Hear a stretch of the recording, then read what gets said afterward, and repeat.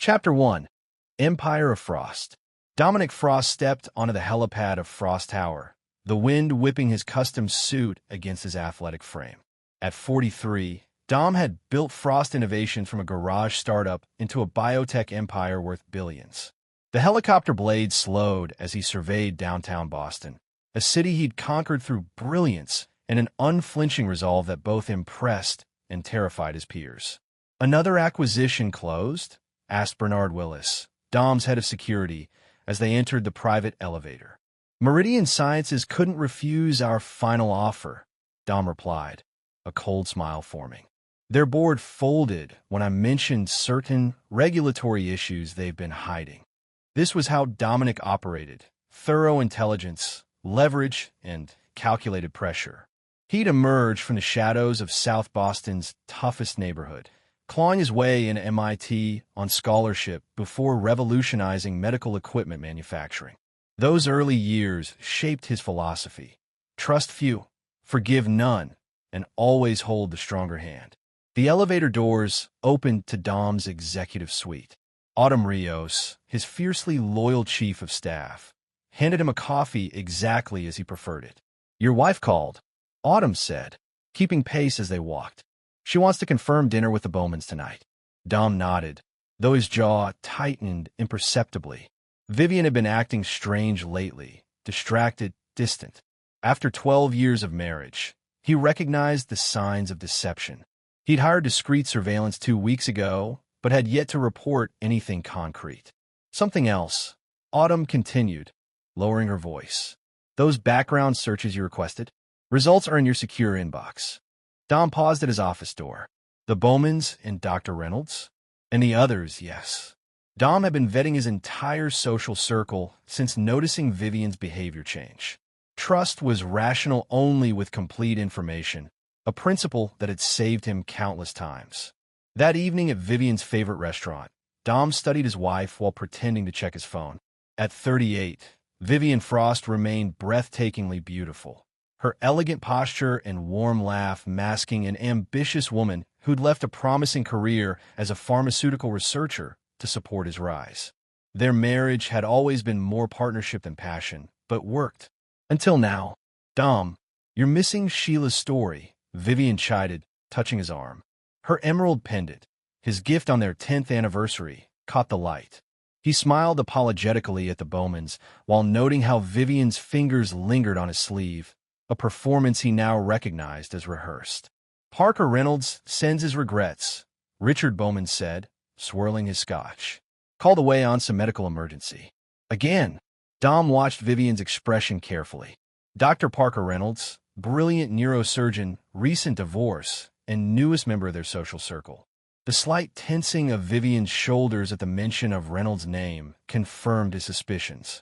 Later that night, as Vivian slept, Dom reviewed the surveillance report on his encrypted tablet.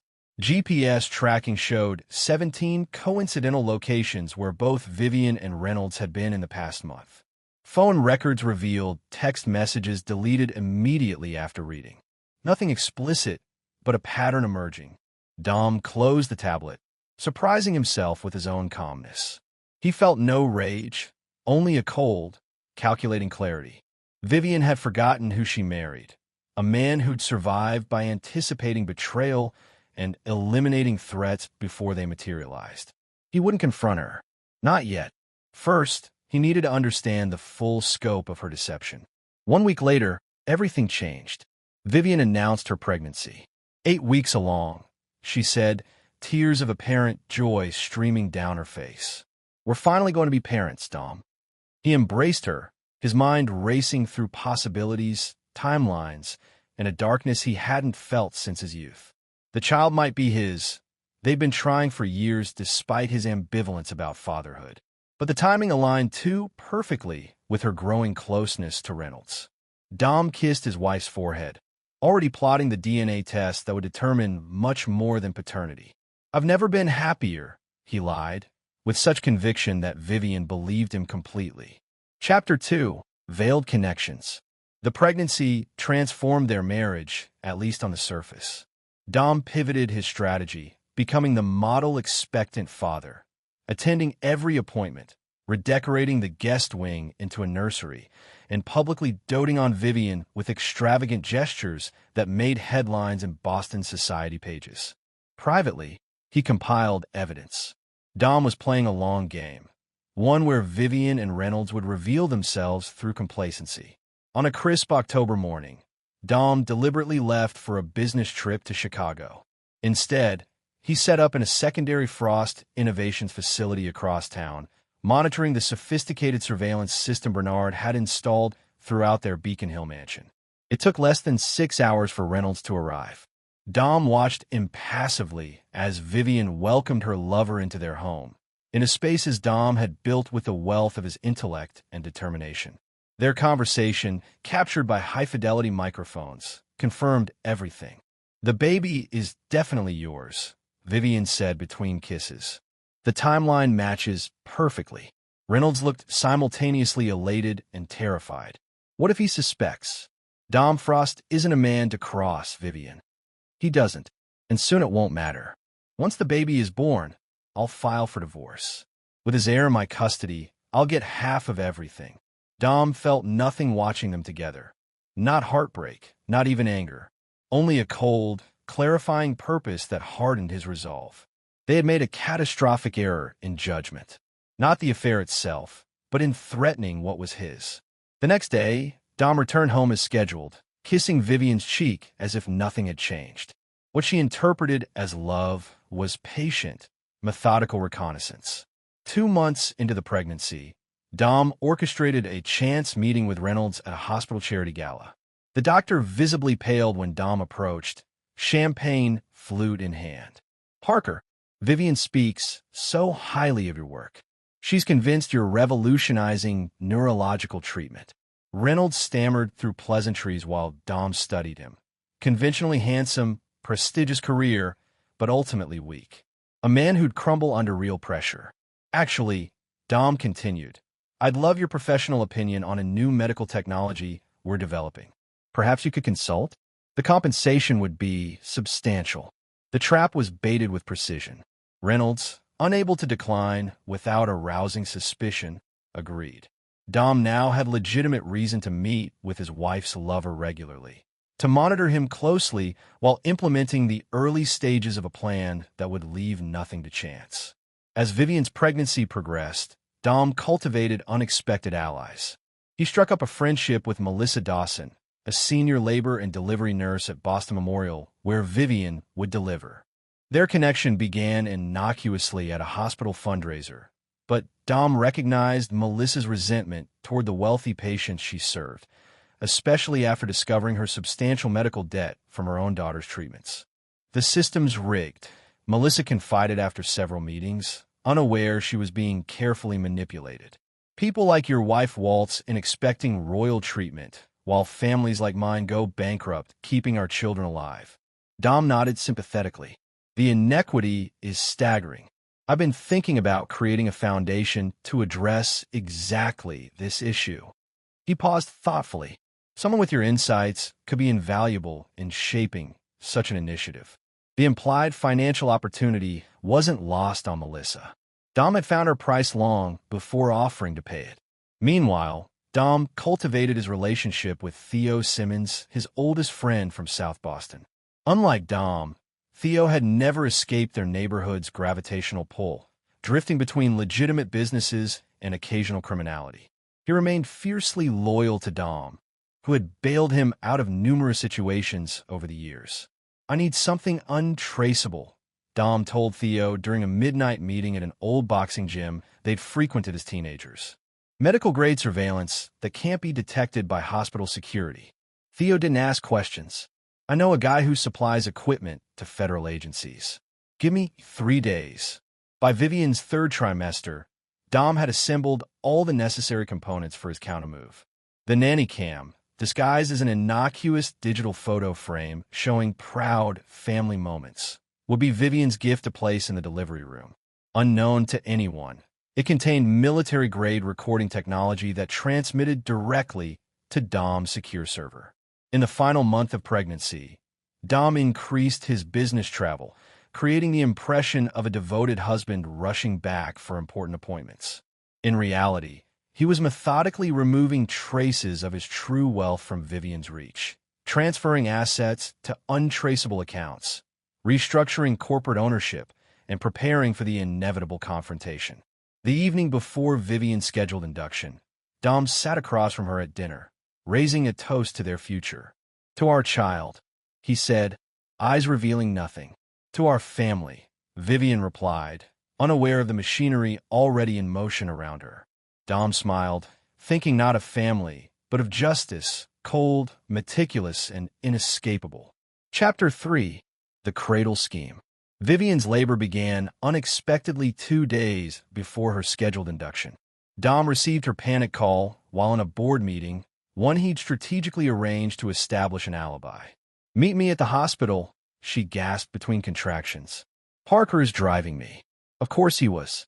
Dom maintained his concerned husband facade. "I'm leaving now. Tell Reynolds thank you." Dom arrived at Boston Memorial 30 minutes later, having quickly activated the final preparations of his plan. As expected, Reynolds had already disappeared, maintaining their pretense of a doctor-patient relationship rather than lovers conspiring to steal his legacy. The maternity ward welcomed Dom with practiced efficiency. He carried a bag of Vivian's belongings, including the digital photo frame nanny cam, which he personally placed on the windowsill for good luck. No one questioned it. "Mrs. Frost is progressing rapidly," Melissa Dawson informed him with professional detachment, though her eyes conveyed their secret understanding. "Dr. Nelson is attending, but we have several high-risk deliveries tonight. It might get chaotic." Dom nodded, recognizing the prearranged signal. Tonight would indeed become chaotic, but not by chance. Hours passed in the sterile hospital room, with Vivian alternating between pain and drug-induced haze. Dom played his role perfectly, the concerned husband wiping her brow, advocating with staff, making appropriate calls to family and friends to announce the imminent arrival. At 3:17 a.m., Vivian delivered a healthy 8-pound boy with a strong set of lungs and a shock of dark hair. Dom stared at the child, searching for his own features but seeing only a stranger's face. The paternity test would confirm what he already knew, but tonight's events would make that evidence redundant. While Vivian slept, exhausted from delivery, Dom stepped into the hallway, ostensibly for coffee. Instead, he ducked into an empty consultation room and accessed the nanny cam feed on his encrypted phone. Everything was captured in perfect high-definition detail. At 4:35 a.m., during a shift change, and precisely when hospital security cameras experienced a technical glitch arranged by Theo's contacts, Melissa Dawson entered Vivian's room with another nurse, Courtney Walsh. "Room 307 ready?" Melissa asked, checking that Vivian was still sedated. "Ready. The Calloway baby's condition is worsening. Poor thing probably won't make it through the week," Courtney replied, referring to a severely ill newborn down the hall. Born to a wealthy family with influential connections, exactly as Dom had researched. What happened next played out exactly as Dom had orchestrated. Melissa carefully lifted Dom's son, biologically Reynolds' child, from the bassinet. Courtney wheeled in another bassinet containing the sickly Calloway baby, who shared similar coloring but bore the unmistakable signs of a congenital disorder. "A little tragedy for the rich man," Melissa muttered as they completed the switch. "Maybe this will teach people like the Frosts that money can't buy everything." The irony of her statement, that she was being paid handsomely for this very act, would become apparent to her soon enough. Courtney looked nervous. "If anyone finds out, no one will," Melissa assured her. "The charts are switched in the system. The Calloways get a healthy son, and the Frosts get what fate decides." She didn't mention the envelope of cash in her locker or the promised position at Dom's fictional foundation. Dom watched the entire exchange, his expression unchanged. Phase 1 was complete. The women left. Unaware, their conversation and actions were permanently recorded from multiple angles. When Vivian woke hours later, the hospital was already buzzing with concerned activity. Dr. Nelson entered with a grave expression as Dom held his wife's hand supportively. "Mrs. Frost, Mr. Frost, I'm afraid there's a situation with your son. He's showing symptoms consistent with Zellweger syndrome. We're running tests, but I must prepare you. The prognosis for this condition is poor. Vivian's anguished scream echoed through the maternity ward. Dom embraced her, hiding his face as he whispered soothing words that meant nothing. Over her shoulder, he made eye contact with Melissa Dawson, who stood in the doorway with a clipboard, her expression carefully neutral. The next 48 hours unfolded in a blur of specialists, tests, and Vivian's unraveling emotions. Dom remained steadfast, authorizing experimental treatments and consultations with world-renowned experts, all while knowing the truth. Reynolds appeared as the concerned physician, offering professional support while barely concealing his devastation. Dom watched their subtle exchanges, the brushing of fingers during chart handoffs, the loaded glances when they thought he was distracted. Their dream of a perfect family with his fortune had shattered spectacularly.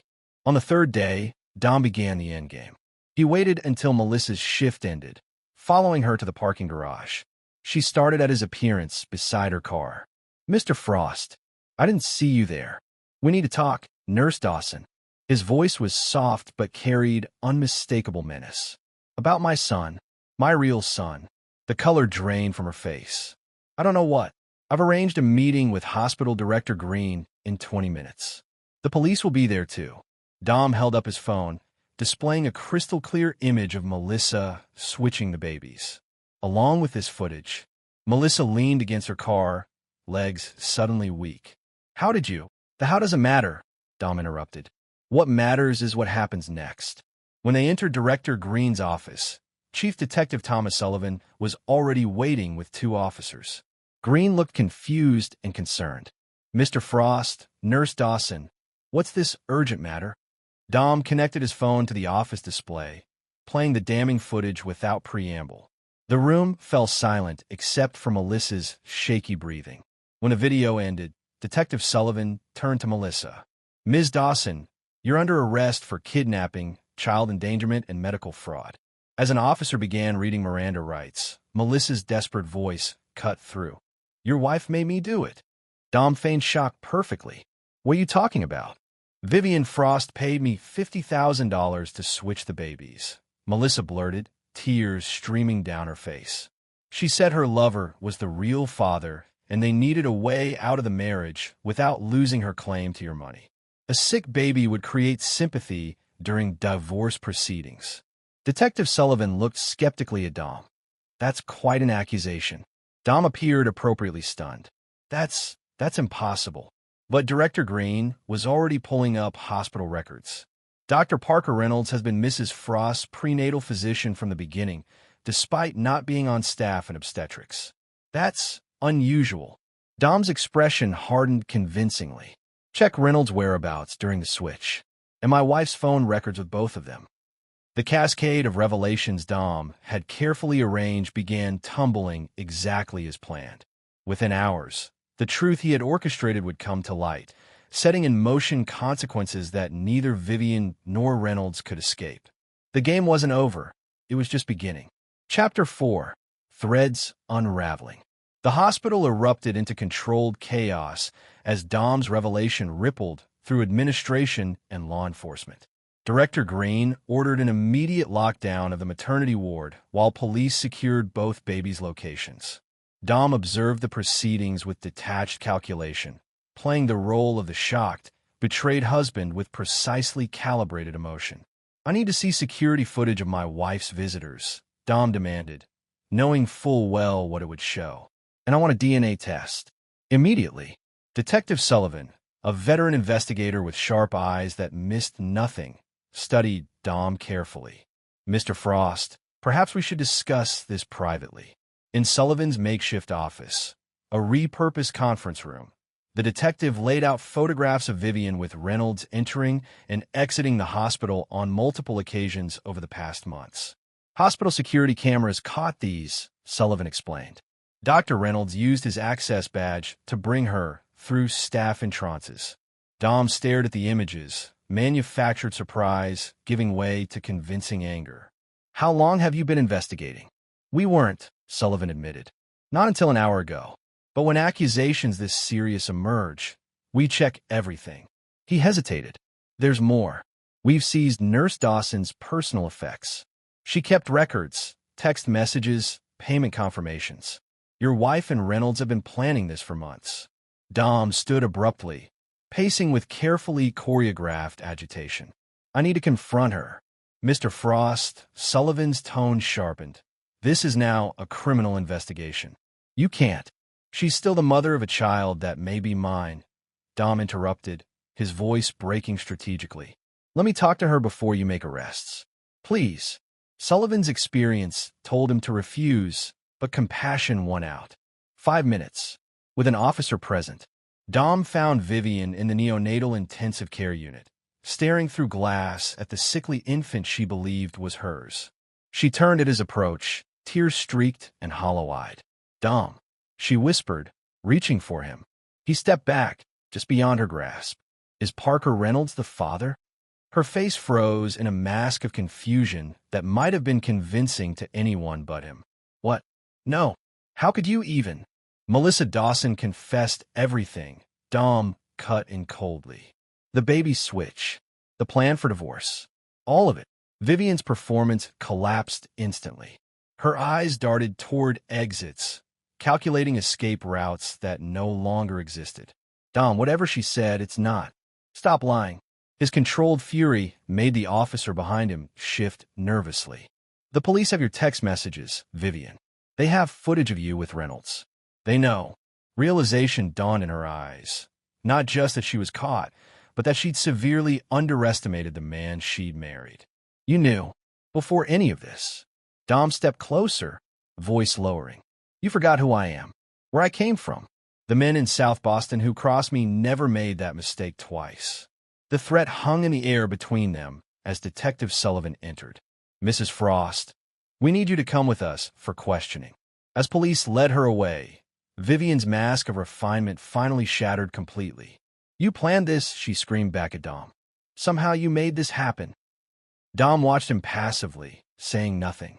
Let her accusations seem like desperate deflections of a guilty woman. Hours later, Dom sat in Director Green's office as the hospital administrator slid DNA results across his desk. Express testing confirms it. The healthy baby with the Callaways is your biological son. Dom had anticipated this moment, prepared his reaction, but genuine surprise overtook him. The child was actually his, not Reynolds'? His calculations momentarily faltered before he regained control. It changed nothing about Vivian's betrayal or his course of action. What happens now? Dom asked, recalibrating his strategy. We've informed the Callaways, Green replied. They're devastated but cooperative. Child Services is involved due to the criminal nature of the switch. Dom nodded, his mind racing through implications and opportunities. I want custody of my son immediately. There are protocols. I don't care about protocols, Dom interrupted. I'm a father. The baby was stolen through a criminal conspiracy. My lawyers will be here within the hour. True to his word, by nightfall, Dom's legal team had secured emergency custody of his biological son. As he entered the Callaways' private room to reclaim his child, Eleanor Callaway, a dignified woman with compassionate eyes, cradled the healthy infant one last time. We've been calling him Noah, she said softly. He's a beautiful boy. Dom approached cautiously, a genuine flicker of emotion catching him off guard as he viewed his son, his actual son, for the first time. Thank you for taking care of him. Mr. Frost, Eleanor continued, her husband Gregory standing protectively behind her. We've had him only days, but her voice broke. But you love him, Dom finished, understanding complicating his planned response. Gregory Callaway spoke up, his voice strained. Our son, the baby your wife has, his condition is terminal. The doctors give him weeks, maybe months. Dom hadn't anticipated this conversation. These people had lost one child to disease, and now another to circumstances beyond their control. For the first time since discovering Vivian's betrayal, something pierced his calculated veneer. Not quite compassion, but recognition of fellow players caught in a game they never chose. The Frost Foundation will cover all medical expenses for your son, Dom said impulsively. The best specialists, experimental treatments, whatever might help. Eleanor's eyes widened. You would do that? Even after what's happened. Your family is as much a victim as mine, Dom replied, surprising himself with the sincerity in his voice. As hospital staff helped Dom prepare to take his son home, Detective Sullivan appeared in the doorway. Mr. Frost, a word? In the hallway, Sullivan looked troubled. Dr. Reynolds is missing. His phone's been turned off, and he emptied his bank accounts this morning. Dom feigned concern while inwardly smiling. Of course Reynolds had run. Dom had ensured it by having Theo leave very specific threats of the doctor's home. Find him, Dom said firmly. He needs to answer for this. Sullivan studied Dom with renewed suspicion. That's the thing, Mr. Frost. The timing is curious. Reynolds disappeared before we had any evidence linking him to the conspiracy, almost as if he was warned. Dom met the detective's gaze evenly. Perhaps guilty men can sense when their time is up, detective. Sullivan didn't look convinced. Perhaps, or perhaps someone orchestrated more than we realize. He handed Dom his card. Call me if you hear from him. Dom took the card, nodding respectfully while recognizing a worthy adversary. Sullivan was smart enough to sense deeper currents, but not yet equipped to navigate them. That night, Dom brought his son home to an emptiness that echoed through the mansion. The nursery, designed for Vivian's fantasy future, now seemed like a monument to betrayal. Instead, Dom placed the baby's hospital-issued bassinet in his own bedroom.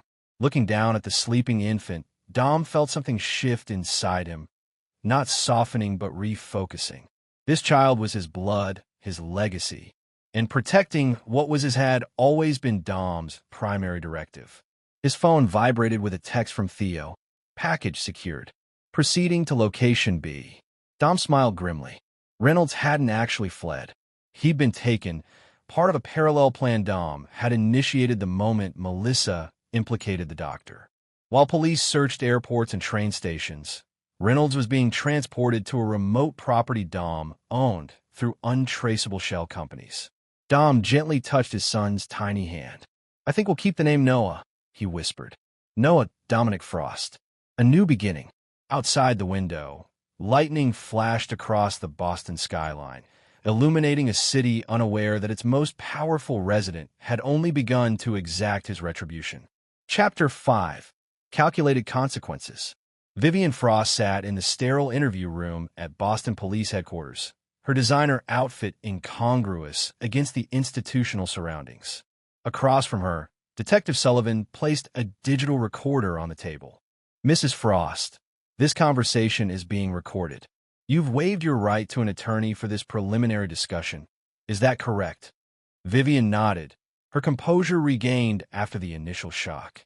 I have nothing to hide, Detective. Sullivan's expression remained neutral. Then perhaps you can explain these. He slid printouts of text messages across the table.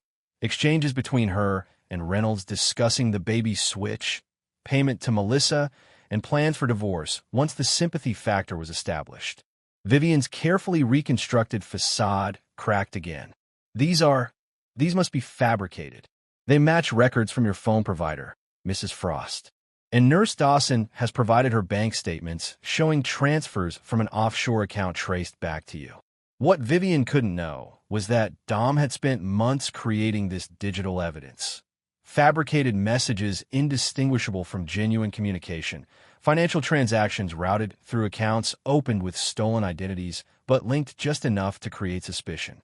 As realization dawned that she was thoroughly trapped, Vivian changed tactics. Dom set this up. He's framing me because he discovered my affair with Parker. Sullivan leaned back. An affair you just denied having. I panicked, she admitted. Yes, Parker and I were involved. But this conspiracy? The baby switch? That's insane. Dom is the one who installed cameras everywhere. He's obsessive controlling. Yet the footage clearly shows Nurse Dawson switching the babies, not your husband. Because he paid her more. Vivian's composure disintegrated completely. You don't know what Dom is capable of. He came from nothing. The things he did to build his company. She leaned forward desperately. Investigate him. His past. There are bodies buried, Detective. Literal bodies. Sullivan studied her clinically. We'll investigate all angles, Mrs. Frost. But right now, the evidence against you is substantial. As Vivian was processed for formal charges, conspiracy, child endangerment, and fraud, Dom was meeting with his attorneys in his home office. Noah sleeping peacefully in a bassinet beside him. The preliminary hearing is set for next week, explained Lana Reeves, his chief counsel. Given the evidence, bail will likely be denied. Dom nodded, seemingly distracted by his son's peaceful breathing. There's something else, Lana continued hesitantly. Vivian is making accusations against you. Claims you orchestrated the entire situation.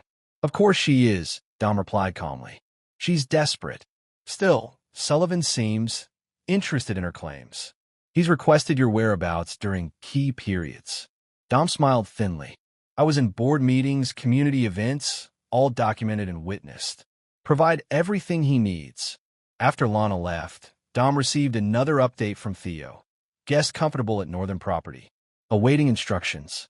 Dom's Northern Property was a modernized hunting lodge on 50 isolated acres in rural Maine, purchased through a complex network of shell corporations. It was there that Reynolds now found himself, not bound or explicitly captive, but effectively trapped nonetheless, with Theo's associates ensuring he couldn't leave. Meanwhile, a parallel drama unfolded at Boston Memorial as the Callaway baby's condition deteriorated rapidly. Dom arranged for world-class specialists to fly in, partly to fulfill his promise, but equally to maintain his public image as a grieving yet magnanimous figure. 3 days after Vivian's arrest, Boston's elite gathered for a charity gala Dom had long planned to attend. Rather than cancel, he appeared briefly with Noah, now cared for by a rigorously vetted nanny. The room hushed as he entered, conversations shifting to dramatic whispers. I considered staying home, Dom addressed the crowd. But causes like children's cancer research transcend personal tragedy. He pledged $10 million to the foundation, earning tearful applause. Afterward, Agnes Harrington, Boston's most influential socialite, approached him. Dominic, what extraordinary grace you've shown through this ordeal. Thank you, Agnes. Though I fear the worst is yet to come. The Callaway child's prognosis is grim. Agnes looked confused, but I spoke with Eleanor yesterday. Their baby passed away last night. Dom feigned shock. What? I'd arranged specialists to arrive tomorrow. It was very sudden, Agnes explained. Eleanor said they're grateful for your efforts nonetheless. Dom excused himself, processing this unexpected development. He hadn't arranged the child's death, but its timing created both opportunities and complications. He immediately called Lana. The situation has changed, he explained. We need to modify our strategy. The death of the Callaway infant transformed the legal landscape. Would have been child endangerment charges against Vivian, Melissa, and the absent Reynolds now escalated to potential homicide charges. District Attorney William Porter, ambitious and sensing career-making headlines, personally took over the case. Dom's public response was carefully calibrated grief and outrage. He visited the Callaways, cameras capturing his arrival with arrangements for the funeral he insisted on funding. Eleanor Callaway, genuine in her mourning, embraced him in a moment that made front pages, two parents united by tragedy. Behind closed doors, Dom's focus remained absolute. He monitored Sullivan's investigation through sources in the department, noting the detective's growing interest in inconsistencies. Sullivan had begun questioning Dom's former business associates, digging into his South Boston connections. Most concerning was Sullivan's request to interview Autumn Rios, Dom's chief of staff who knew more about his daily operations than anyone. Dom arranged to meet her the night before her scheduled interview. Sullivan will ask about my activities the week before Noah's birth, Dom explained as they sat in his study. About surveillance equipment purchases, my meetings with Melissa Dawson. Autumn, loyal since Dom hired her 15 years earlier, didn't hesitate. What do you need me to say? Not say. Show. He handed her a tablet containing an alternate calendar, meticulously crafted to place him nowhere near the conspirators during crucial periods. Your records should match these exactly. Is he getting close? Autumn asked. Close enough to warrant caution, Dom admitted.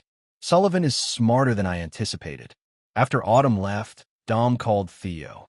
It's time for phase 2. Prepare Reynolds. In Maine, Reynolds had spent 5 days in luxurious isolation, informed only that his protection was necessary while the situation stabilized. When Theo entered with his satellite phone, Reynolds grabbed it desperately.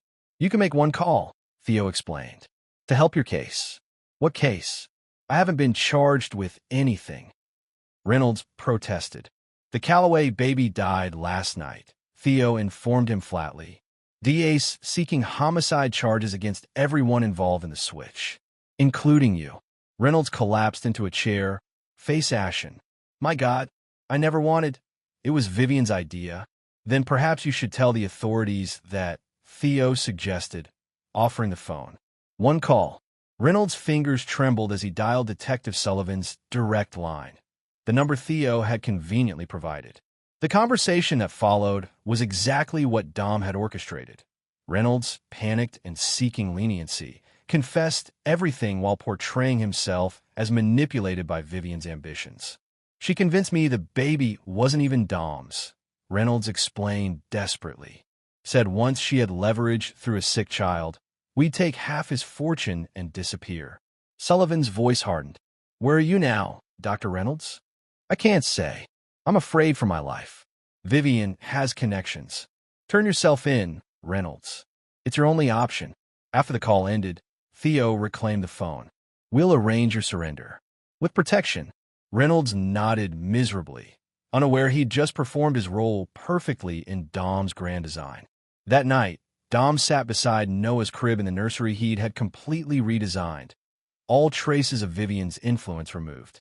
His son gripped his finger with surprising strength, eyes focusing with newfound recognition. For a fleeting moment, Dom considered alternative paths, forgiveness, moving forward without complete destruction of those who'd betrayed him. The thought vanished as quickly as it formed.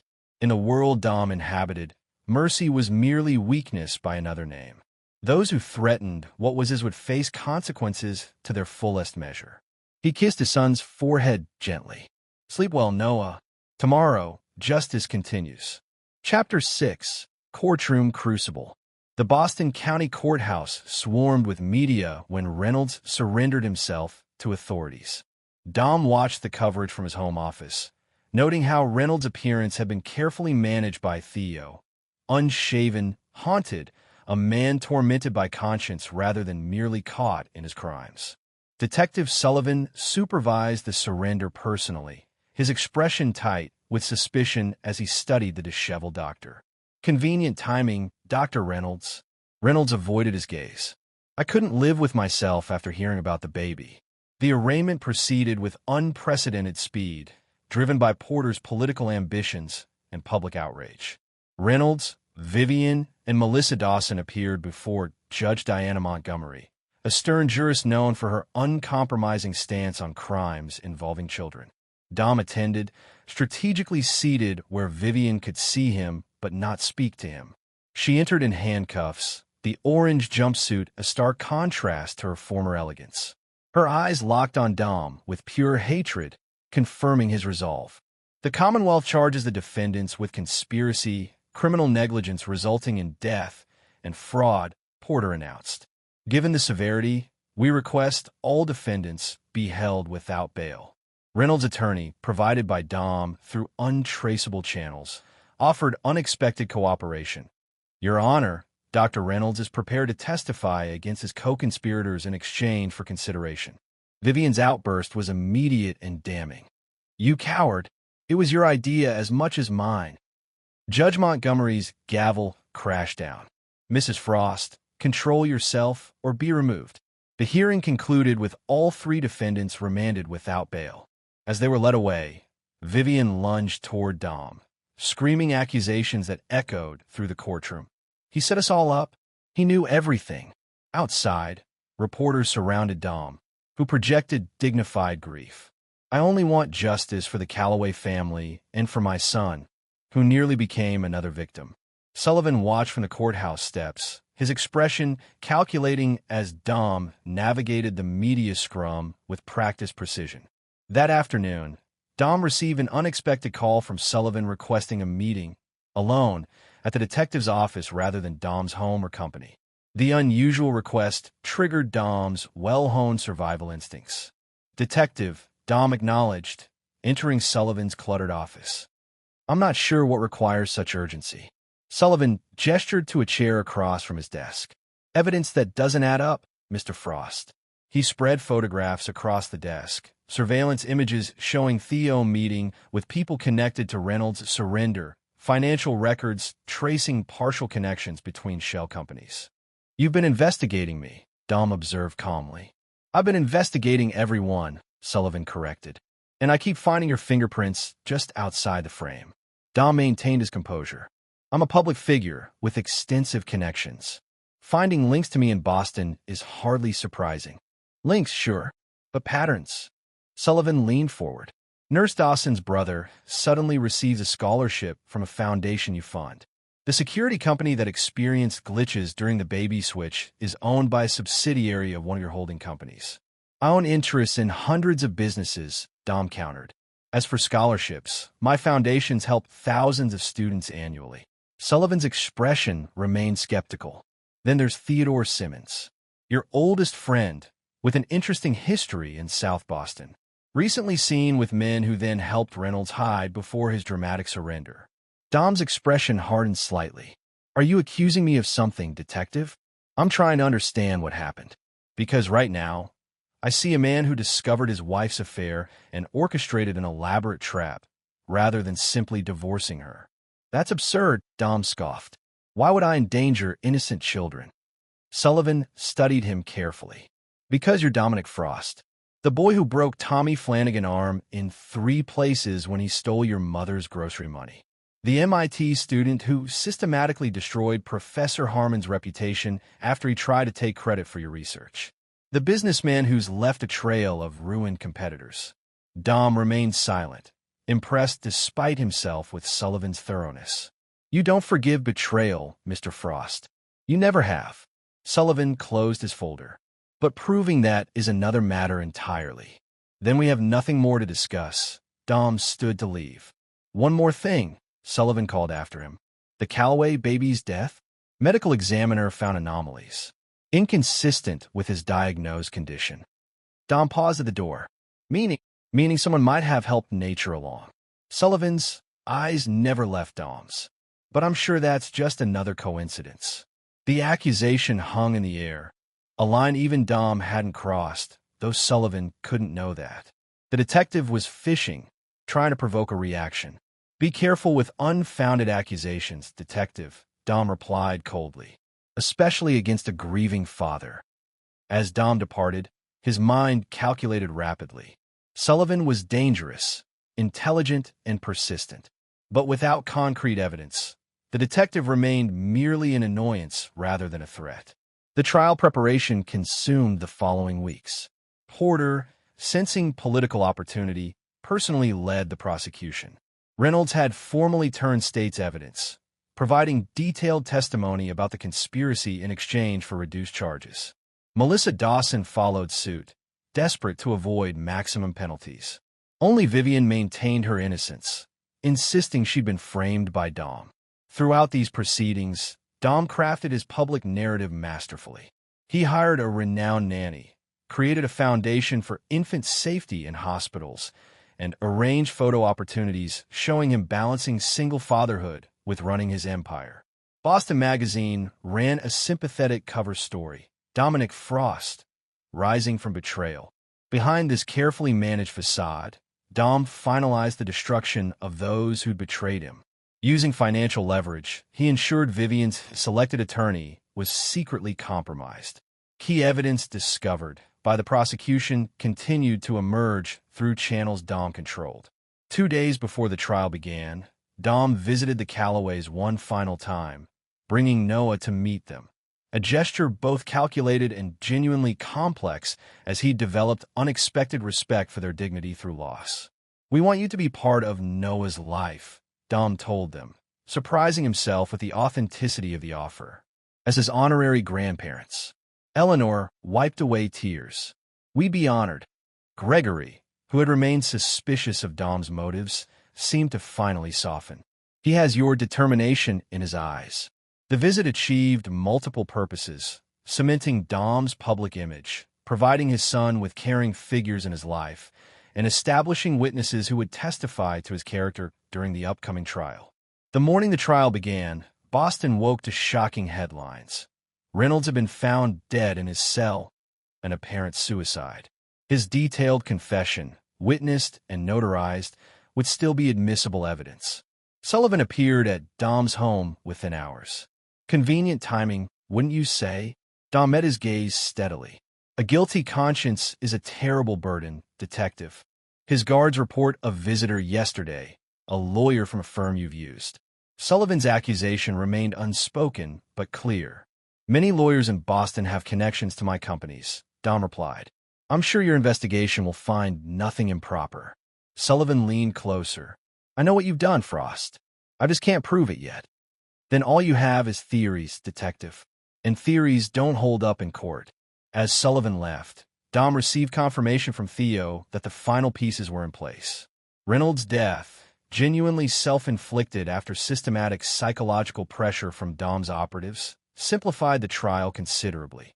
When court convened, with media filling every available seat, Porter presented a narrative exactly as Dom had designed it. A greedy wife, a morally compromised doctor, and a nurse willing to risk children's lives for financial gain. The evidence mounted day after day, methodically crushing Vivian's claims of innocence. On the trial's fourth day, Dom took the stand as the prosecution's star witness. Under Porter's careful questioning, he presented the image of a devoted husband blindsided by betrayal. I had no suspicion until I saw the nanny cam footage. Dom testified, his performance flawless. The shock of seeing Nurse Dawson switch my son. I can't describe it. When Vivian's attorney cross-examined him, Dom maintained his composure despite increasingly desperate attempts to break his narrative. Isn't it true you had your wife under surveillance for months? The lawyer demanded.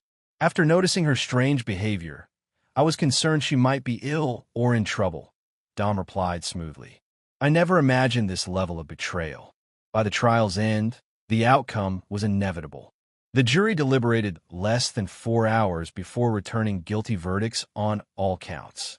Judge Montgomery sentenced Melissa Dawson to 15 years and Vivian to 25 years without possibility of parole. As officers led Vivian away, she locked eyes with Dom one final time. This isn't over, she hissed. The truth will come out. Dom simply watched, his expression revealing nothing as the architects of his son's endangerment disappeared to face the consequences he had meticulously arranged. Outside the courthouse, Dom faced the assembled media, Noah in his arms, a powerful image of fatherhood transcending tragedy. Justice has been served, he stated simply. Now my son and I can begin our future. Only Sullivan, watching from the periphery, recognized the cold satisfaction behind Dom's carefully composed expression. Their eyes met briefly across the crowd, adversaries recognizing each other's measure. The detective's phone buzzed with a message. His transfer request to federal law enforcement had been approved. He would continue his investigation of Dominic Frost from a position with greater resources and jurisdiction, a development Dom hadn't anticipated. As cameras flashed around father and son, two men set in motion competing long games that would eventually collide. But for now, Dom had achieved his immediate objective: retribution against those who had betrayed him and the preservation of his legacy through the son who now bore his name alone. Chapter 7. Shadows Advancing. 5 years passed with the calculated precision that defined Dom's existence. Noah grew into a precocious, serious child with his father's analytical mind and piercing gaze. Dom had transformed their household into a fortress of stability. Elite private tutors, carefully vetted staff, and a daily routine designed to nurture both intellectual and physical excellence. On Noah's 5th birthday, Dom hosted a modest celebration at their Beacon Hill mansion. The guest list was deliberately limited to the Callaways, who had indeed become surrogate grandparents, key business associates with children Noah's age, and staff who had proven their loyalty. He's remarkably like you, Gregory Calloway observed as they watched Noah methodically construct an elaborate structure from building blocks. The concentration, the planning. Dom nodded with carefully measured pride. He'll be ready for Westridge Academy next fall, their advanced program. What remained unspoken was how thoroughly Dom had eliminated Vivian from their lives. Her name was never mentioned. Photos had been removed. Noah had no memory of a mother. Only Ms. Langley, his primary caretaker, and the various specialists who guided his development. After the celebration, as Dom worked in his study, Bernard delivered an unmarked envelope that had been hand-delivered to the security desk. Inside was a single newspaper clipping, an obituary for Melissa Dawson, who had died in prison from natural causes. A note in distinctive handwriting read simply, "Coincidences mounting. T.S." Dom recognized Sullivan's initials immediately.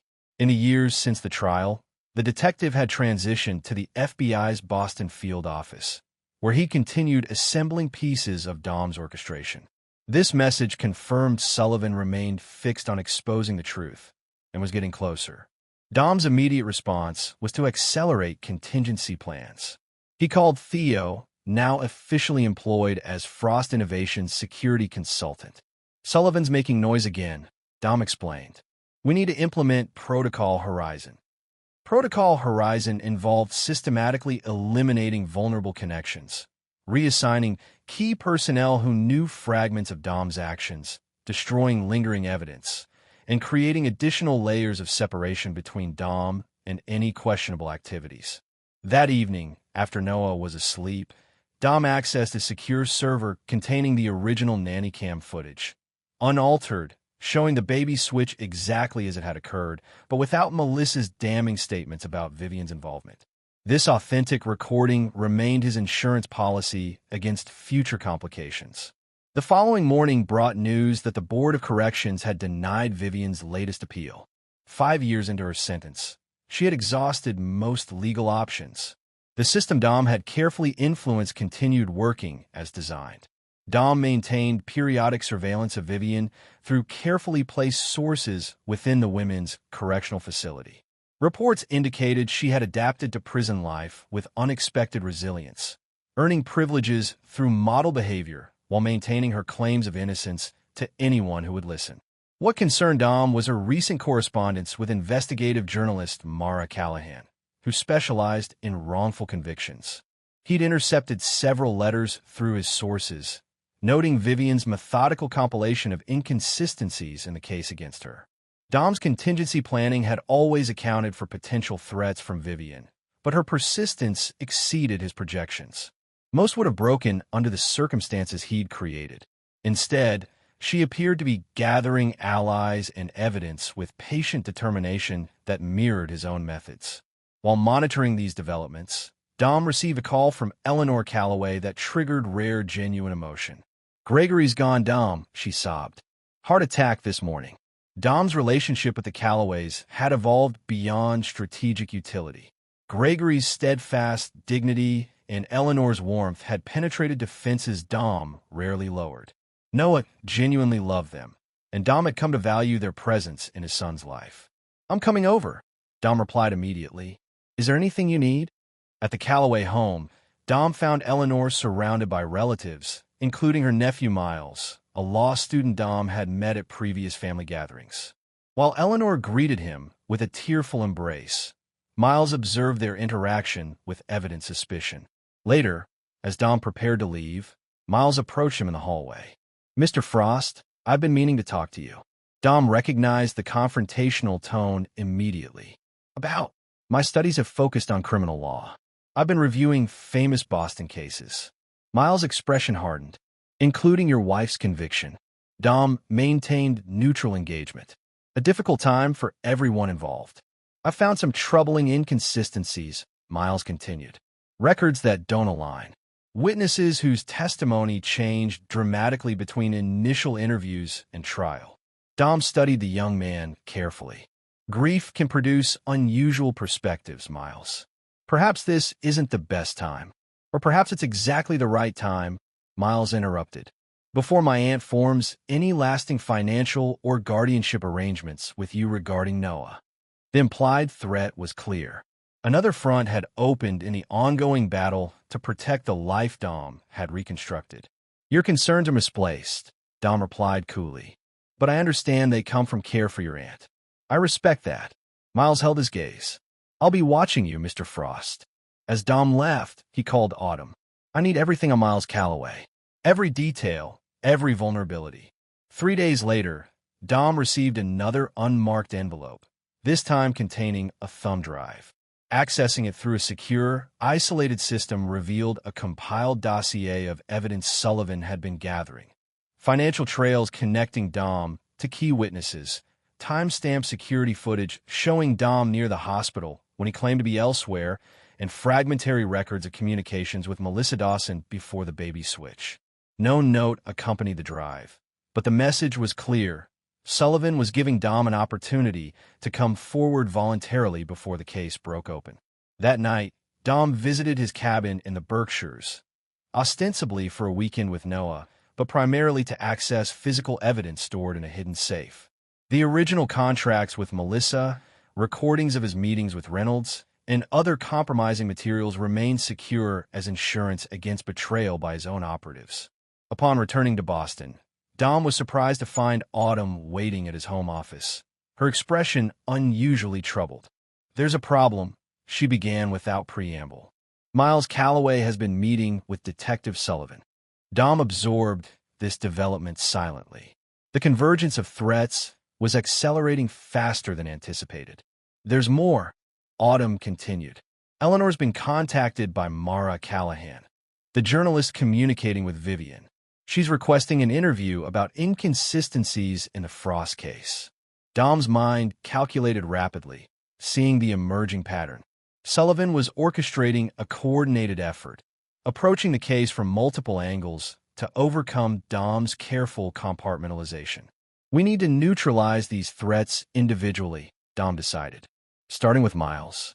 The plan Dom implemented was characteristically multifaceted. For Miles, Dom arranged a prestigious internship offer from an international law firm, one that would require immediate relocation to London.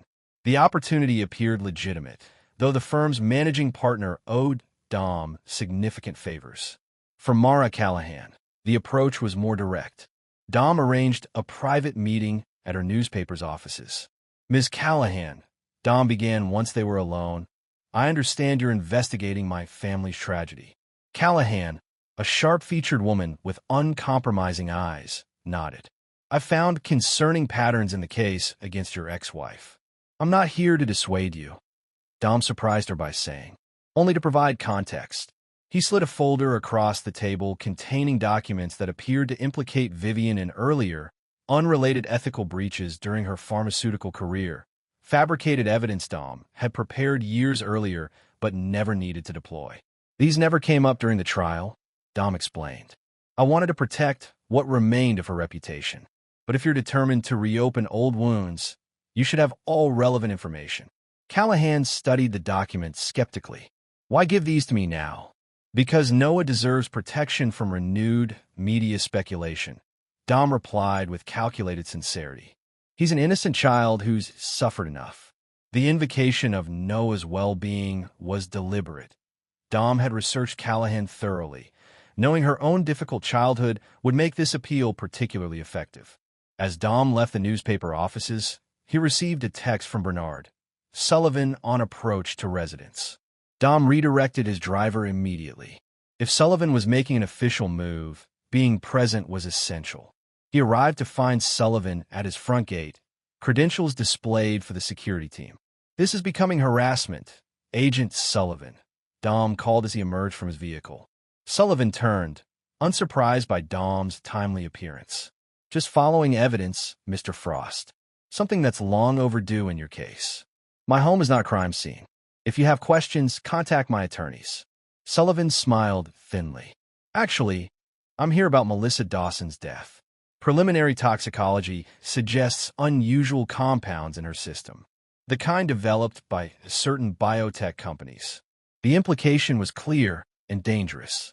While Dom had indeed arranged Melissa's elimination to prevent potential cooperation with Sullivan, the methodology had been designed specifically to appear natural. That's a serious accusation, Dom replied coldly. Not an accusation. Yet, Sullivan handed Dom an official envelope. But sufficient cause for these warrants. We'll be examining financial records for all Frost companies and subsidiaries for the past 6 years. As Sullivan departed, Dom recognized the escalation for what it was. The detective had secured enough leverage to begin dismantling Dom's carefully constructed defenses. That night, as Noah slept under Bernard's watchful protection, Dom implemented his most comprehensive contingency plan. Secure communications activated dormant resources across his network, offshore accounts, alternate identities, and escape protocols established years earlier. By morning, key evidence had been relocated, digital trails obscured, and loyal operatives positioned to create diversions if needed. Dom had never expected to require such extreme measures, but Sullivan's persistence had forced his hand. "Are we in danger, Father?" Noah asked unexpectedly over breakfast, his perceptiveness unsettling as always. Dom considered his answer carefully. "Some people don't understand what's necessary to protect what matters, Noah. But I prepared for every possibility." "Because of Mother?" Noah's question froze Dom momentarily. They never discussed Vivian. "What do you know about your mother?" Dom asked carefully. Noah's expression remained serious beyond his years. "I heard Eleanor talking to Miles. They said she might be innocent." Dom set down his coffee, meeting his son's gaze directly. "Sometimes people believe what's comfortable rather than what's true. Your mother made choices that put you in danger. Everything I've done has been to protect you from those consequences." Noah considered this with the same analytical intensity Dom recognized from his own reflection. "Will they take me away from you?" "Never," Dom promised, his voice hardening with absolute conviction. "I won't allow that to happen." As Noah left for his morning lessons, Dom received an encrypted message from Theo, witness secured. Proceeding as instructed. The witness was former nurse Courtney Walsh, who had assisted Melissa with the baby switch. After serving a minor sentence for her peripheral role, she had disappeared into a new identity Dom had arranged. Now, with Sullivan closing in, she would become the linchpin of Dom's counter-strategy, the final sacrifice in a chess game approaching its endgame. Chapter 8. Converging Fates. The federal investigation into Frost Innovations accelerated with unexpected intensity.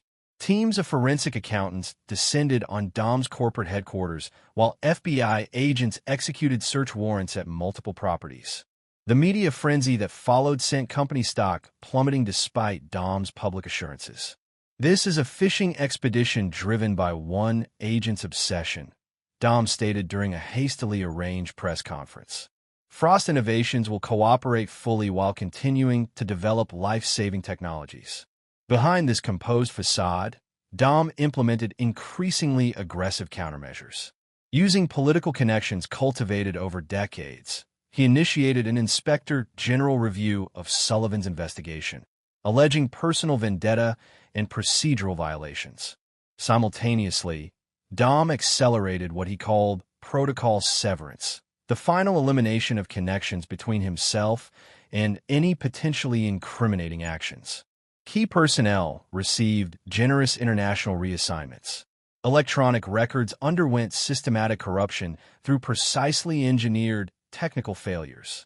Most crucially, Dom arranged for Noah's security and contingency planning.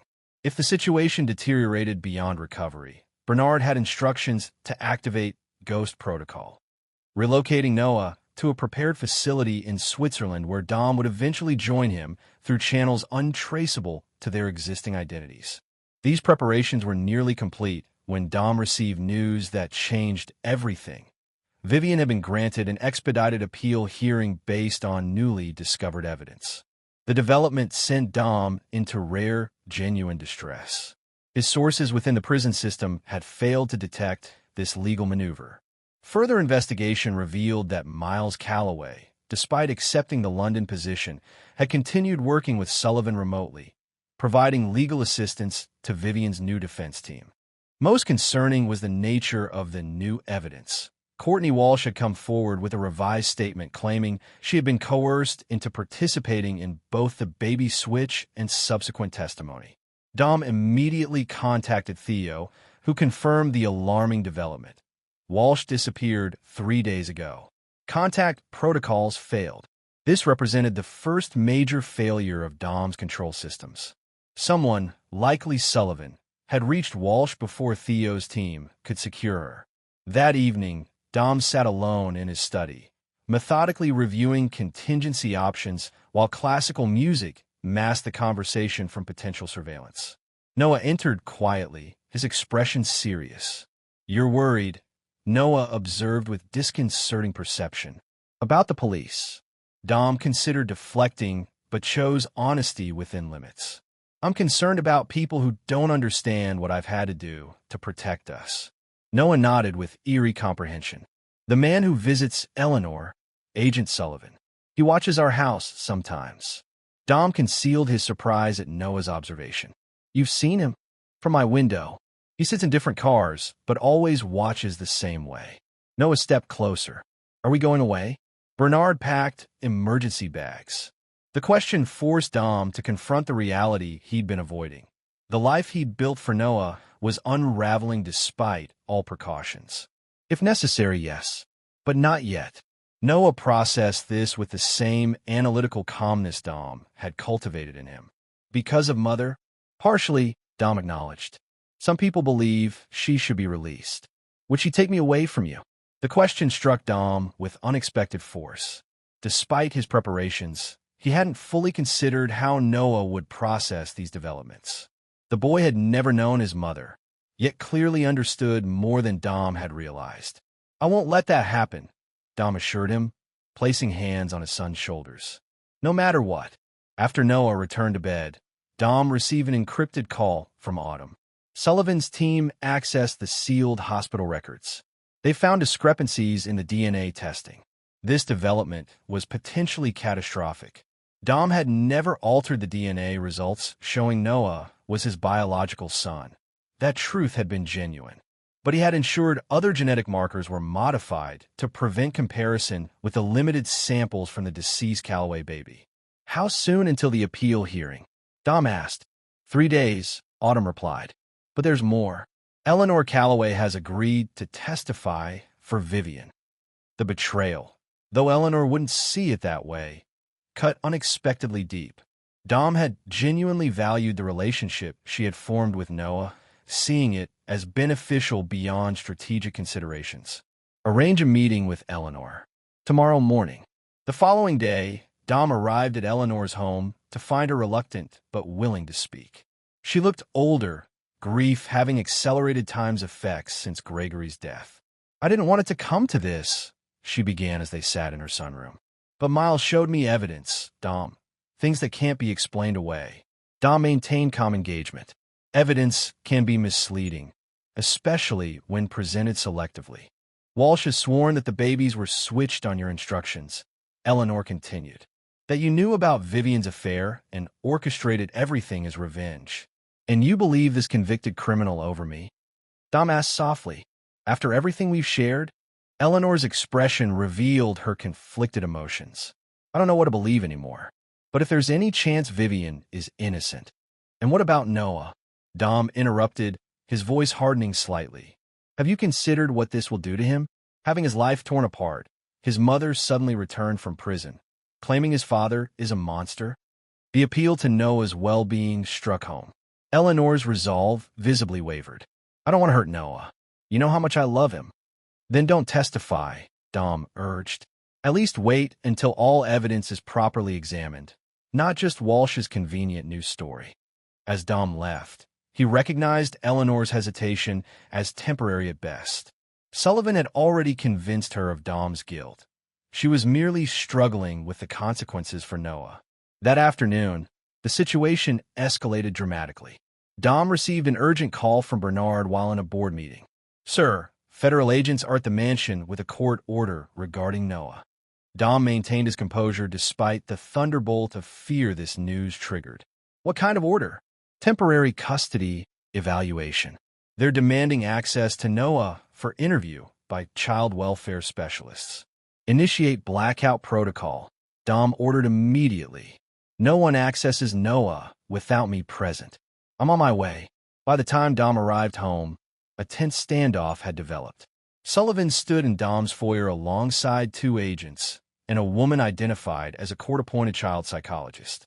Bernard's security staff had secured Noah in the East Wing, politely but firmly refusing access.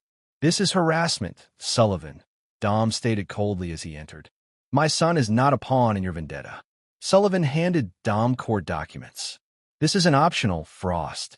The court has concerns about Noah's well-being given new evidence in your wife's case." Dom scanned the order, his mind racing through options. None of them good. Direct defiance would only strengthen Sullivan's position. "I'll allow the interview," Dom finally conceded, "but I'll be present along with my attorney." "The order specifies Noah should be interviewed alone," the psychologist interjected. "Then we can resolve this before a judge," Dom countered. "After an emergency hearing that will take days to arrange. Or we can proceed now, with me present but not interfering." Sullivan recognized the impasse. "Fine, but the interview happens now." The session that followed in Noah's study was a psychological chess match. The court psychologist asked carefully structured questions about Noah's home life, his understanding of his mother, and whether he ever felt afraid. Noah's responses were measured and precise, displaying the emotional control and situational awareness Dom had cultivated in him.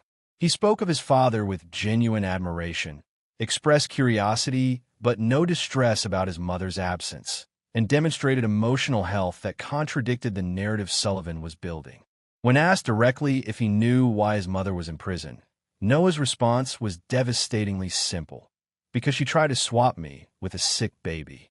Father never speaks badly about her, but I found the news articles myself." The psychologist appeared taken aback by Noah's composure and awareness.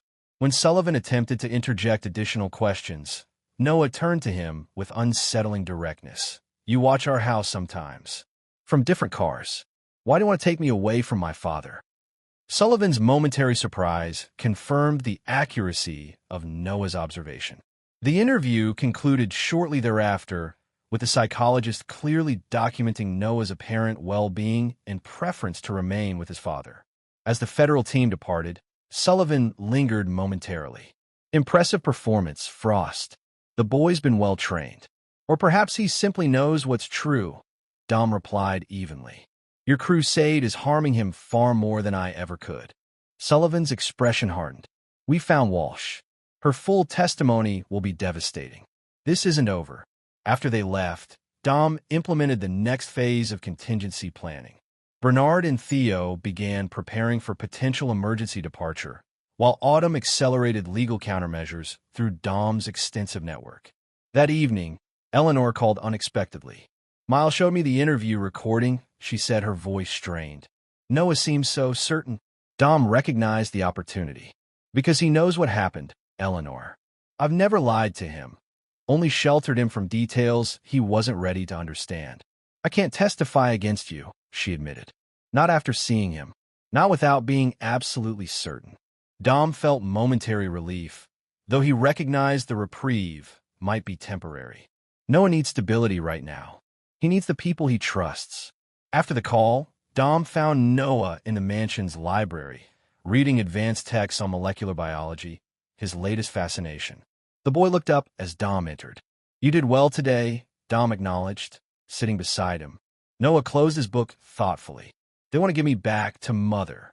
"Some people think that would be best," Dom confirmed, never condescending to Noah's intelligence. "But she tried to hurt me," Noah stated with conviction that unsettled even Dom. "I remember the hospital. Not clearly, but feelings. Being taken from somewhere safe to somewhere wrong." Dom studied his son with new understanding. He'd never discussed these earliest memories, assuming Noah retained nothing from his first days of life. "What else do you remember?" "A woman talking about hurting a rich man," Noah continued, his gaze distant. "And then you finding me, making things right." These fragments, whether genuine memory or constructed from things Noah had overheard, aligned too perfectly with Dom's narrative. For the first time, Dom questioned whether his orchestration of events had damaged something fundamental in his son's development. "Noah," Dom began carefully, "sometimes when bad things happen, Our memories can be affected by what we learn later. Noah looked at him with disconcerting clarity. You think I'm remembering what I read, not what happened? It's possible, Dom acknowledged. Would you tell me if Mother was innocent? Noah asked directly. The question presented Dom with a moral crossroads he'd never anticipated. The absolute truth would destroy Noah's trust and stability at a critical moment. A complete lie would potentially compound whatever psychological impact his actions had already caused. Your mother made choices that put you at risk, Dom answered carefully. My actions were to protect you. That's the truth that matters. Noah seemed to accept this, though Dom sensed the boy understood more than he revealed. If we have to leave, can I bring my research materials? Of course, Dom promised, struck by how thoroughly Noah had internalized the possibility of their life changing completely. Later that night, as Dom finalized preparations for possible departure, Theo arrived with critical intelligence. Walsh's statement has inconsistencies. Sullivan's rushing it because he knows it won't hold up to extended scrutiny. This offered Dom a strategic opportunity. Rather than fleeing, which would appear as tacit admission of guilt, he could potentially discredit Walsh's testimony through aggressive legal challenge. Prepare for both possibilities, Dom instructed, immediate departure or courtroom confrontation. The following morning brought the final catalyst for Dom's decision. Vivian's attorney filed an emergency motion for temporary custody of Noah pending resolution of the appeal. Dom immediately contacted his legal team, led by the formidable Lana Reeves. I want counter-motions filed today. Emphasize Noah's established life, academic progress, and the traumatic impact of separation.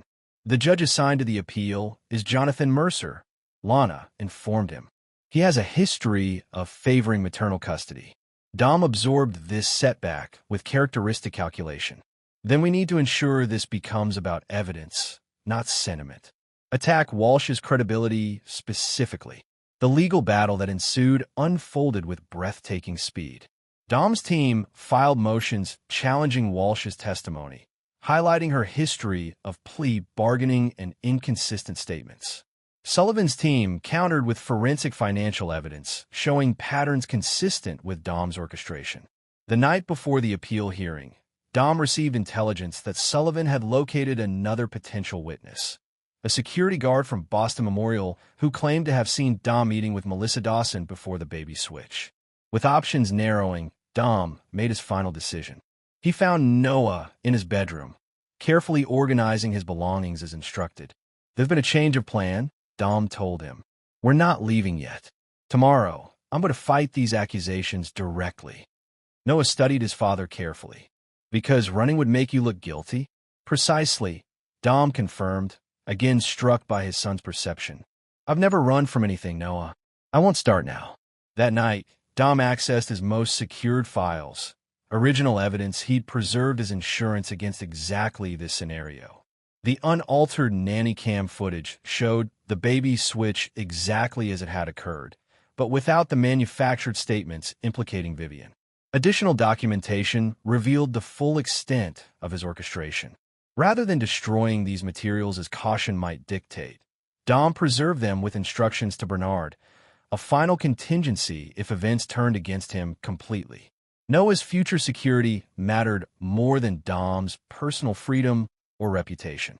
As dawn broke on the day of reckoning, Dom prepared himself not just for legal battle, but for the possibility that his carefully constructed world might collapse entirely. Yet beneath this preparation lay an unexpected certainty. Whatever the outcome, he would never regret the actions taken to secure his son's future. Sullivan might prove a worthy adversary. The legal system might temporarily separate them, but Dom's fundamental nature remained unchanged. Those who threatened what was his would face consequences, today, tomorrow, or years in the future when they least expected retribution. The game would continue, with higher stakes, but the same ultimate objective, protecting his legacy at any cost. Chapter 9. Unyielding Resolve. The Boston County Courthouse stood imposing against the morning sky as Dom arrived for Vivian's appeal hearing. Media swarmed the entrance, held back by barriers and police. Dom navigated through with practiced composure, projecting confidence despite the precariousness of his position. Inside, the courthouse hummed with tension. Dom nodded to Eleanor, who sat alone in the gallery, her expression conflicted. Sullivan occupied a front-row seat alongside the prosecutorial team, his attention fixed on Dom with predatory focus. When Vivian entered flanked by corrections officers, Dom studied her dispassionately. 5 years of incarceration had hardened her physically and mentally. Gone was the polished socialite. In her place stood a woman forged by survival and sustained by singular purpose. Their eyes met briefly, mutual recognition of adversaries who understood each other too well. Judge Jonathan Mercer entered, his reputation for thoroughness immediately apparent as he addressed the courtroom.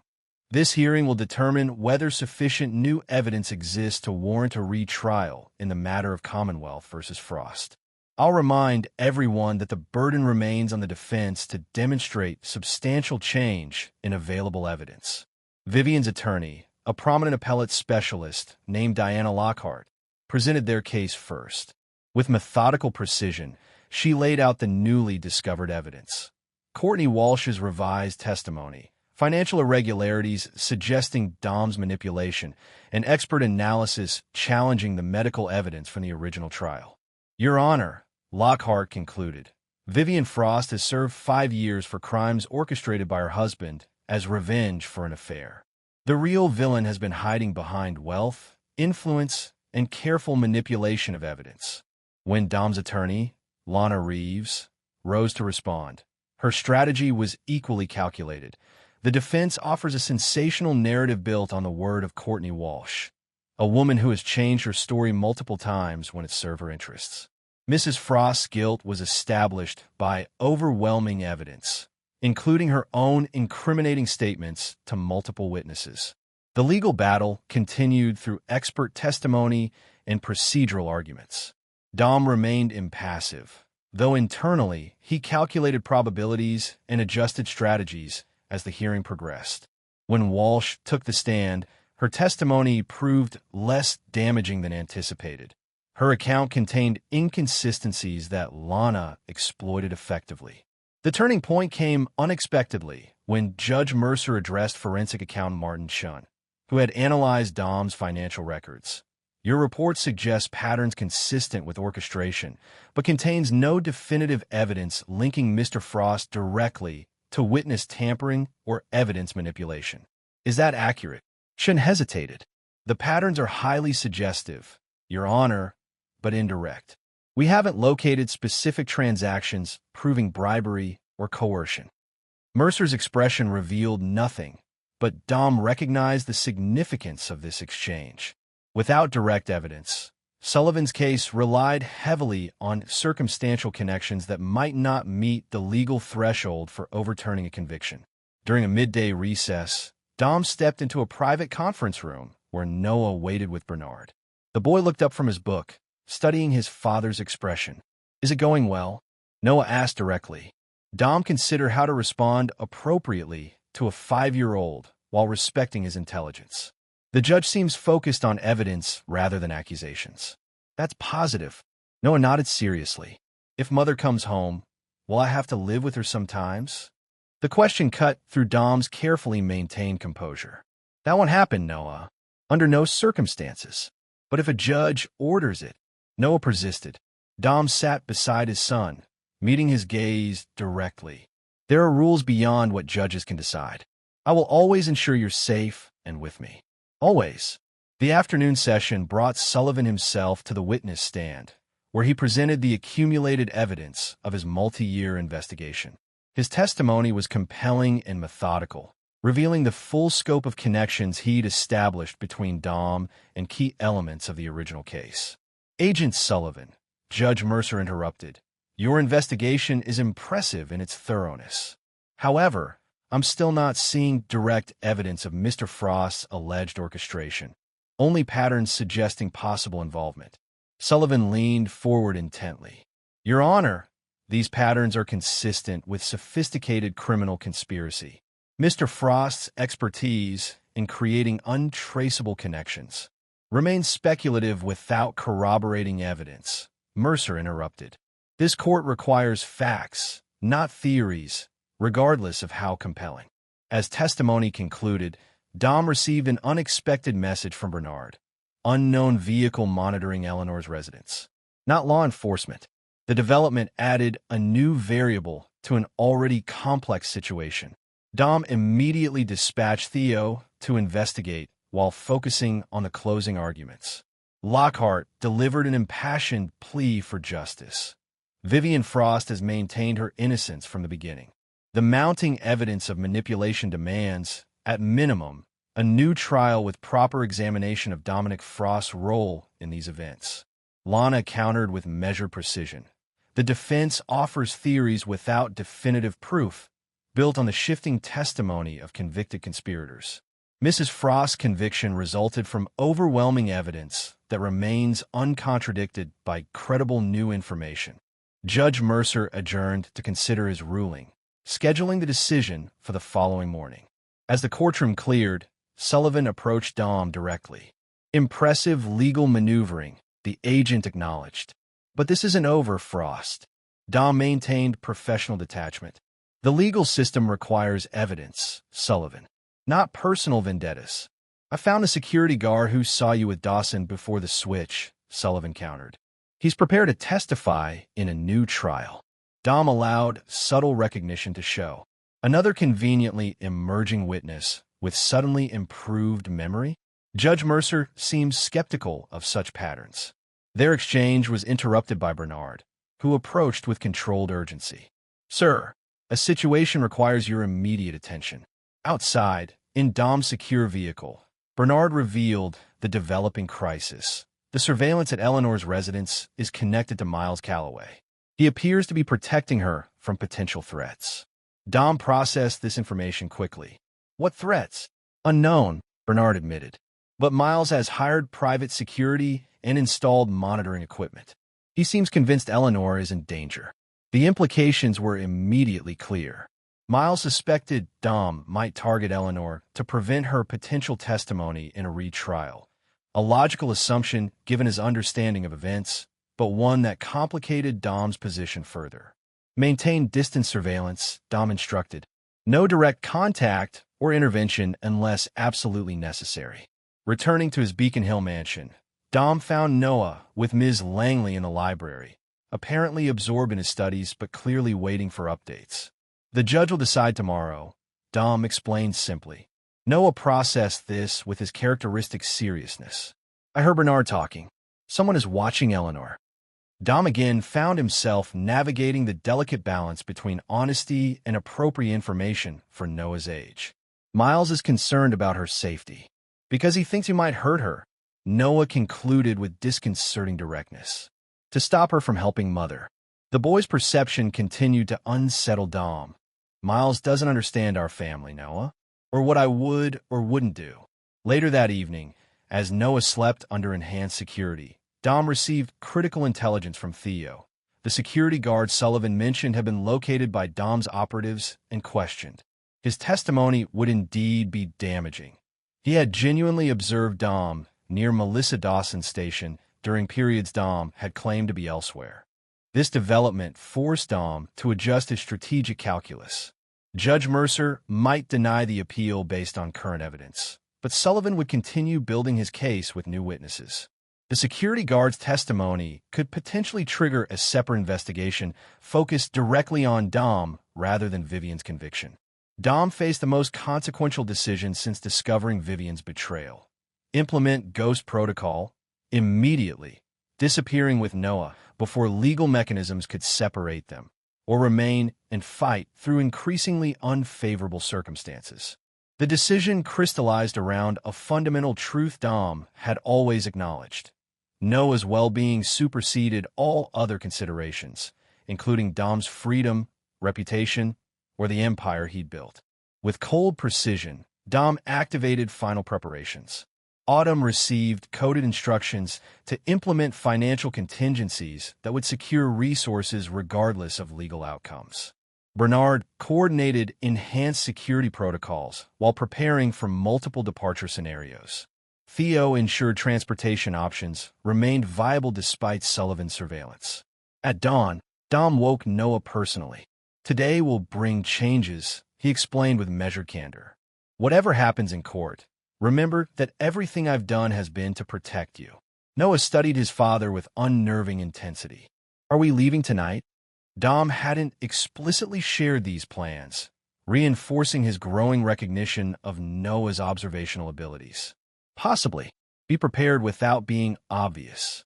"I'm always prepared, father." The courthouse was even more crowded as Dom arrived for Judge Mercer's ruling. Media speculation had reached fever pitch following leaks about the potential breakthrough in Vivian's case. Sullivan sat with visible confidence beside the prosecution team. Eleanor had moved closer to Vivian's side of the courtroom, a symbolic shift that communicated her evolving perspective. Judge Mercer entered with the deliberate gravity of a man aware his decision would generate headlines regardless of direction. After preliminary remarks addressing procedural matters, he turned to the substance of his ruling. "This court has carefully considered the evidence presented regarding Vivian Frost's appeal. While Agent Sullivan's investigation raises legitimate questions about potential manipulation of witnesses and circumstances, these concerns remain primarily circumstantial rather than definitively proven." Sullivan's expression tightened as Mercer continued. "However, the testimony of Courtney Walsh, despite inconsistencies, does introduce sufficient doubt regarding key elements of the original prosecution to warrant further examination." Dom maintained his composed exterior while internally recalculating probabilities and timelines. Therefore, this court grants a limited evidentiary hearing to evaluate the credibility of new witnesses and evidence, specifically regarding Dominic Frost's potential role in orchestrating events. This hearing will determine whether sufficient grounds exist for a full retrial. The courtroom erupted in controlled chaos as Mercer set the evidentiary hearing for 3 weeks hence. Vivian's attorneys celebrated the partial victory, while Sullivan immediately conferred with prosecutors about securing additional witnesses. Dom processed the ruling with characteristic calculation. 3 weeks provided sufficient time to implement an orderly transition rather than abrupt disappearance, transferring business control to trusted proxies, securing assets against potential seizure, and arranging Noah's departure under optimal conditions. As court adjourned, Sullivan approached with barely concealed satisfaction. "The truth has a way of emerging, Frost, no matter how carefully buried." Dom met his gaze evenly. "Theories require proof, Sullivan, something you've consistently failed to provide." "The security guard's testimony will change that equation," Sullivan countered, "along with other witnesses coming forward now that the wall of fear is cracking." Dom allowed a trace of genuine curiosity to show. "You've invested years pursuing this case. One might question whether it's justice you seek or personal vindication." Sullivan's expression hardened. "Every criminal believes they're untouchable until the moment they're not. Your moment is approaching." As Dom departed, Eleanor intercepted him near the courthouse steps. "I need to speak with you about Noah." They moved to a private alcove away from media and onlookers. Eleanor's expression reflected her internal conflict, the grandmother's love for Noah battling her growing conviction of Dom's guilt. "If there's a retrial," she began hesitantly, "Noah may need to testify." Dom's response was immediate and absolute. "That won't happen, under any circumstances." "The court may not give you a choice," Eleanor countered. "And Noah deserves to understand the full truth about his parents." "The truth you believe is Sullivan's construction," Dom replied with controlled intensity. "Noah knows everything he needs to know." Eleanor studied him with sad determination. "I've seen the evidence, Dom.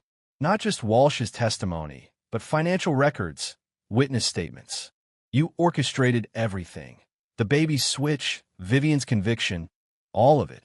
And if that were true," Dom challenged, "if Vivian and Reynolds had conspired to pass another man's child off as mine, to take half my company, to destroy everything I built, would their punishment be unjustified?" Eleanor stepped back, momentarily startled by the implicit admission. "That's not for you to decide. And it doesn't justify endangering innocent children." "Noah was never in danger," Dom stated with absolute conviction. Everything was calculated to protect him. By switching him with a dying baby, by sentencing his mother to decades in prison. Eleanor's voice rose with emotion. That's not protection, Dom. It's vengeance. Dom reached a decision. Eleanor had irreversibly aligned with Sullivan's perspective. She now represented a potential threat to Noah's stability and Dom's custody. I've always respected you, Eleanor, Dom said with genuine regret. But my priority remains Noah's well-being. Any attempt to separate him from me will have consequences beyond what you can imagine. The implied threat hung between them. Eleanor straightened, her grief for Gregory temporarily overshadowed by newfound resolve. I'll do what's right for Noah, whatever that requires. As Eleanor walked away, Dom recognized a significant shift in the strategic landscape. Eleanor's potential testimony about Noah's well-being had been crucial to Dom's legal position. Her opposition now accelerated the timeline for implementing departure protocols. That evening, Dom accelerated final preparations. Noah was instructed to pack essentials while Dom secured critical documents and irreplaceable items. Bernard coordinated with Theo to establish transportation routes that would evade potential surveillance. As midnight approached, Dom received urgent intelligence. Sullivan had obtained an emergency order for Noah's temporary placement in protective custody pending the evidentiary hearing. Implementation was scheduled for morning. Accelerate timeline, Dom instructed Bernard. Departure in 30 minutes. Noah appeared in the doorway of Dom's study, already dressed and carrying his carefully packed bag. We're leaving now. Dom nodded, impressed by his son's readiness. Sullivan is moving faster than anticipated. As they prepared to depart through a secure garage entrance, Dom's secure phone displayed a message from Sullivan himself. Don't make this worse, Frost. Removing Noah from jurisdiction will trigger immediate federal charges. Dom deleted the message without response. Sullivan's awareness of their imminent departure was concerning, but not surprising. The agent had likely maintained surveillance on the mansion despite the appearance of adhering to legal processes. Bernard reported, primary route compromised. Moving to secondary extraction, Dom guided Noah toward a service elevator leading to an underground tunnel system, a contingency feature installed during the mansion's construction that connected to a neighboring property Dom controlled through proxies. As they moved through the dimly lit passage, Noah maintained remarkable composure for a 5-year-old facing dramatic upheaval. Where are we going? Switzerland initially, Dom explained, respecting Noah's intelligence as always. Then potentially New Zealand, depending on circumstances. What about your company? Everything you built? The question struck Dom with unexpected force. Noah, even at his young age, recognized the magnitude of what Dom was sacrificing to maintain custody. Some things can be rebuilt, Noah. Others are irreplaceable. They emerged at the secondary extraction point where Theo waited with an unmarked vehicle. FBI has established checkpoints on major routes, he reported. Marine option remains viable. Dom nodded, the plan shifting to their tertiary escape route. A private vessel docked at a marina Dom maintained through untraceable ownership. From there, they would transfer to a larger yacht in international waters before continuing to a private airfield beyond federal jurisdiction. As they approached the marina, Dom noticed Noah studying the night sky with unusual intensity. Will we ever come back? The boy asked quietly. For the first time in this ordeal, Dom found himself hesitating. The reality of what they were leaving behind, not just wealth and power, but the life Noah had known, struck him with unexpected emotional force. Perhaps, Dom answered honestly, but not soon, and not as we are now. Noah absorbed this with remarkable maturity before asking the question Dom had been anticipating. Did you do what they say? Frame mother. Dom faced a fundamental choice: continue the narrative Noah had been raised with, or acknowledge a more complex truth. The decision would shape their relationship in a new life they were forced to build. Your mother betrayed us, Dom stated carefully. She and Reynolds planned to take you away from me, to use you as leverage for her financial gain. I discovered their plan and ensured justice prevailed. By making sure she was punished, Noah concluded. By ensuring you remained safe with me, Dom corrected. Everything else was secondary. Noah considered this with the analytical intensity that mirrored Dom's own thought processes. You never forgive those who betray you. It wasn't a question, but a recognition of fundamental truth.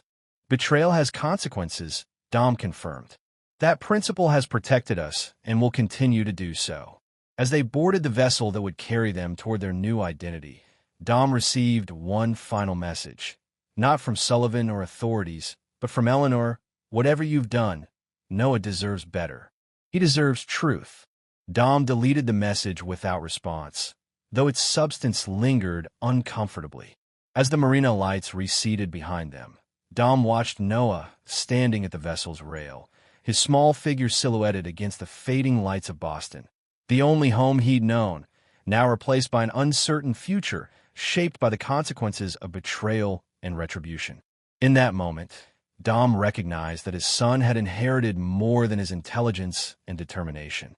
Noah had absorbed his fundamental philosophy, that loyalty was absolute, betrayal unforgivable, and consequences inescapable.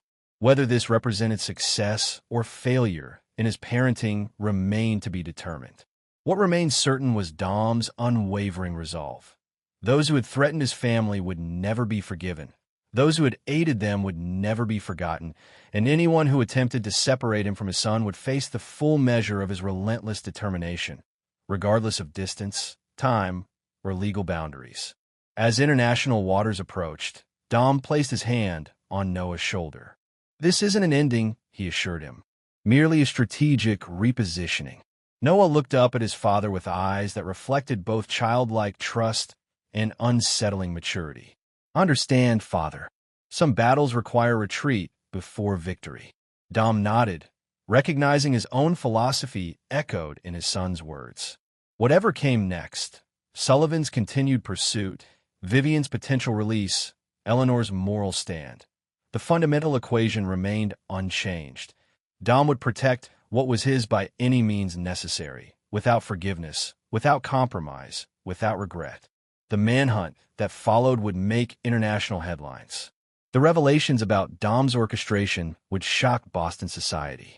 The legal proceedings would establish new precedents in criminal conspiracy law. But Dom and Noah Frost, or rather, the new identities they would assume, watched these developments from a carefully secured compound on another continent, beyond the reach of American jurisdiction. Sullivan would continue his pursuit with unwavering determination.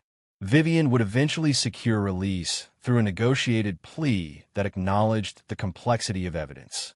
Eleanor would establish a foundation advocating for children affected by high-profile criminal cases. But none would succeed in separating father from son. Dom had sacrificed an empire to preserve what mattered most. His legacy embodied in Noah, who grew into adulthood carrying his father's unwavering code. Protect what's yours, punish betrayal without mercy, and never forget that some principles transcend conventional justice. In the end, Dom's revenge had cost him his public identity and the empire he'd built. But as he watched Noah grow under his careful guidance, Dom considered it a price worth paying. After all, empires could be rebuilt. Trust, once betrayed, could never be restored. And there you have it. Another story comes to an end. What did you think? I'd love to hear your thoughts in the comments below. If you enjoy this story, consider joining our community by subscribing. It means the world to us. For more stories like this one, check out the recommended videos on screen. And I'll see you there.